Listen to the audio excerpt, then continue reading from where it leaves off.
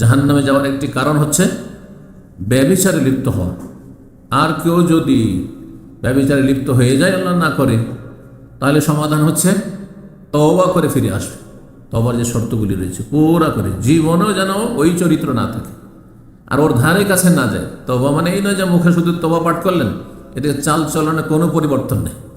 আবার কোথাও সুযোগ হলে আবার অন্য মেয়েদের সাথেও লাইন ঘাট করছে, তাহলে তওবা হয়নি, মিথ্যুক আপনি।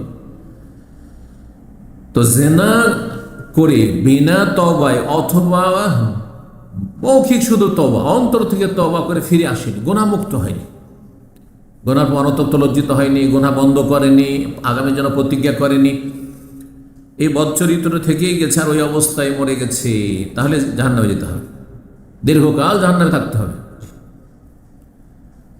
আল্লাহ বলছেন ওয়ালা তাকরাবুজ জিনা, তোমরা জেনার কাছেও যেও না। জেনা করো না, আল্লাহ বলেন জেনার কাছেও যাবে না। তো জেনার কাছে তাহলে জেনা বড় ব্যভিচারের চারিদিকে একটা কি আছে, বর্ডার আছে, সীমানা আছে, ওই সীমানার কাছেও যাওয়া যাবে না। জেনা ব্যভিচারের কাছাকাছি যাওয়া হচ্ছে বেগানা মহিলার সাথে কথা বলা, বেগানা মহিলার সাথে কোথাও সফর করা, একই রিক্সাতে, বান্ধবীর সাথে কলেজ যাওয়া, সিনেমা দেখতে যাওয়া, অথবা নির্জনতা ইত্যাদি ইত্যাদি, তাদের চেহারার দিকে বারবার তাকানো, তাদের সাথে চ্যাটিং করা ইত্যাদি ইত্যাদি। অপ্রিয়ের জন্য বেগানা মহিলার সাথে কথা বলা, বেগানা পুরুষের সাথে কথা বলা, বেহায় বেপর্দা চলাফেরা করা বা বেহায় বেপর্দা যেসব চলে তাদের সাথে চলাফেরা, প্রেম করা। আজকাল প্রেম করাকে পবিত্র প্রেম বলা হচ্ছে। এই নোংরাদের কাছে প্রেমও নাকি দুই ভাগে বিভক্ত।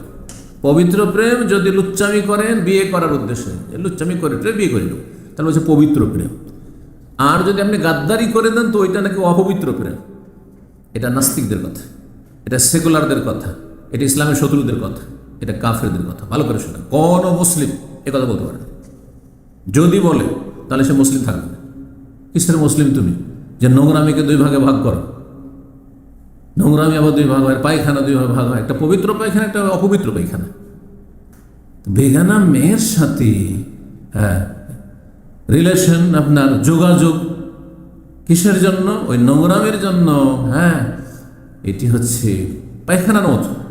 পায়খানা যেমন দুভাগ হয় না, ঠিক তেমনই নোংরামি, জেনা, ব্যভিচার আর তার ভূমিকা হ্যান্ডশেক করা বেগামলের সাথে ইত্যাদি ইত্যাদি যতগুলি রয়েছে, এগুলো হচ্ছে জেনার কাছে যাও। জেনার কাছেও যাবে না যেগুলো জেনার দিকে নিয়ে যায় ধীরে ধীরে। ইন্নাহু কানা ফাহিশা, কারণ জেনা ব্যভিচার হচ্ছে বড়ই নোংরামি, নোংরামি কাজ, নোংরা লোকের কাজ, নিকৃষ্ট লোকের কাজ, অশ্লীলতা, ওয়াসাআ সাবিলা, এবং বড় মন্দ রাস্তা। দুনিয়াতে মন্দ রাস্তা যে জেনাকারীকে সুস্থ মস্তিষ্কের সমাজ কখনো সম্মানের নজরে দেখে, নিকৃষ্ট মনে করে। বেনামাজিও যদি হয় আজকাল মুসলিম সমাজের, কিন্তু চরিত্র ভালো। আর যদি গ্রামে কোনো লুচ্চা থাকে জেনাকারী, তো ওকে কোনোদিন সম্মানের দৃষ্টিতে দেখে না, নিকৃষ্ট মানে লোক মনে করে, তাই না? সামাজিক অপরাধ এটি। এমনকি অমুসলিম হিন্দুদের মধ্যেও, জি, অমুসলিমদের মধ্যেও, যাদের মধ্যে জেনাকে জেনা বলা আছে, তারা জেনাকারীকে ভালো নজরে দেখে না, নিকৃষ্ট মনে করে, নোংরা চরিত্রের মনে করে।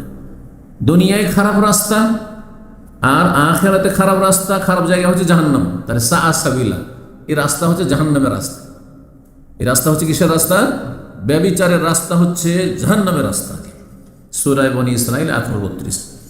সহিহ বুখারীতে 1297 নম্বর হাদিস, নবী সাল্লাল্লাহু আলাইহি ওয়াসাল্লামের স্বপ্নের হাদিস। বিভিন্ন দৃশ্যগুলো দেখেছেন, জাহান্নামীদের দৃশ্য।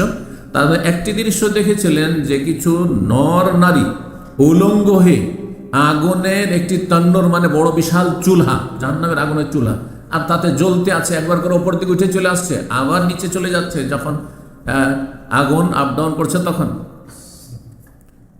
এ দেখার পরে শেষ যখন ফেরেশতা বলতে লাগলেন এসবের বিবরণ, ওয়াল্লাযী রাআইতাহু ফি সাকবি, যেসব মানুষকে, নর নারীকে তুমি ওই যে গর্তে দেখলে, যেই গর্ত ছিল আগুনের গর্ত বা আগুনের তন্নুর, ফাহমুজ জুনাত, এরা হচ্ছে জেনাকারী, ব্যভিচারকারী। তাহলে ব্যভিচারকারীদেরকে উলঙ্গ বিবস্ত্র অবস্থায় নবী সাল্লাল্লাহু আলাইহি ওয়াসাল্লাম কিসে দেখেছেন? জাহান্নামে দেখেছেন, যখন জাহান্নামের দৃশ্য দেখানো হয়েছে নবী সাল্লাল্লাহু আলাইহি ওয়াসাল্লামকে স্বপ্নযোগে। মেরাজেও বিভিন্ন দৃশ্য দেখানো হয়েছে নবী সাল্লাল্লাহু আলাইহি ওয়াসাল্লামকে। তো যেগুলো এই ধরনের দৃশ্য, গায়েবের দৃশ্য দেখানো হয়েছে, কিছু মেরাজও দেখানো হয়েছে, কিছু স্বপ্ন দেখানো হয়েছে, এই হাদিসটিতে স্বপ্নের কথা রয়েছে।